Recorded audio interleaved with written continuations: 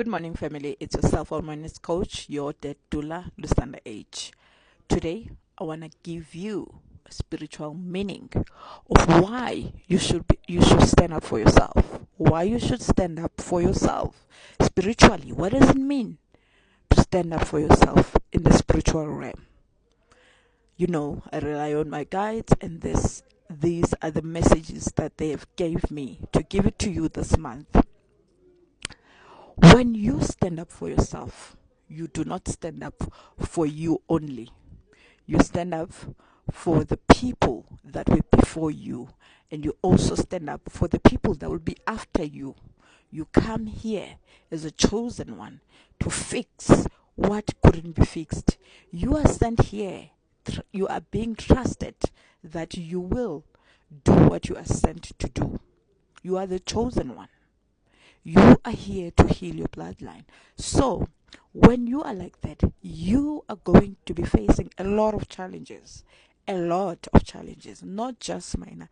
You are going to have challenges that you also say, this is too much. But you are trusted. They know that you can. You will be able to get over these things. I want to make an example, for instance.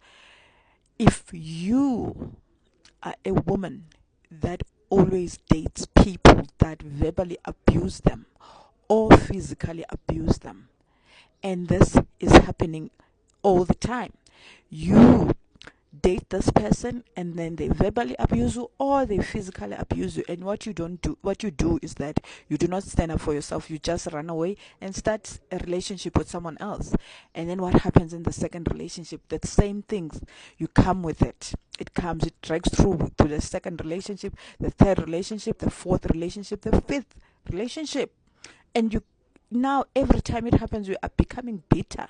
Your soul is being tainted by this because you also do not stand up for yourself. Part of the reason that it's not ending is because you do not change. You do not jump from the timeline of violence. You do not jump from the timeline of abuse. You jump from timeline to timeline by changing the timeline. Let me tell you how you do this spiritually. You have been sent here uzowulwela ogogo bakho that were beaten up by their husbands, that even died through the hands of their husbands. You are here for auntie bakho that had the same fate, that a man will verbally abuse them. They will even lose his self-esteem. So when you are the one that's alive now that needs to fix this, you are in the same situation, what do? You correct it by standing up for yourself, by talking to your husband or whoever and say, this is going to end. This ends with me. You are not going to talk to me like this. You are not going to beat me. I'm not a child. If you do not stop this, I do not see the reason that we are continuing with this relationship.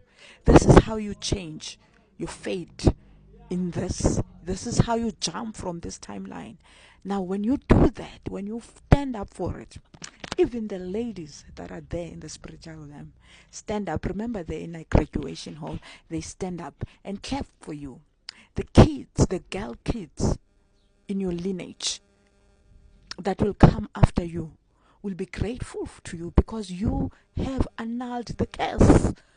You have stood up for yourself, and you also haven't changed. You haven't become bitter. You know how to stand up for yourself. It didn't change your soul. Beton, this is a very complex topic. We're going to be talking about it the whole month. I'm going to be talking about it in a mental state. Why should you stand up for yourself? Today is the spiritual one.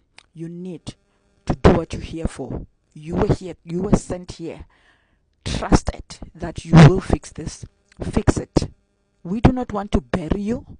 I do not want to bury you. Your family doesn't want to bury you. Stand up for yourself before it's too late. It's your sister Sunday H. Grow with me.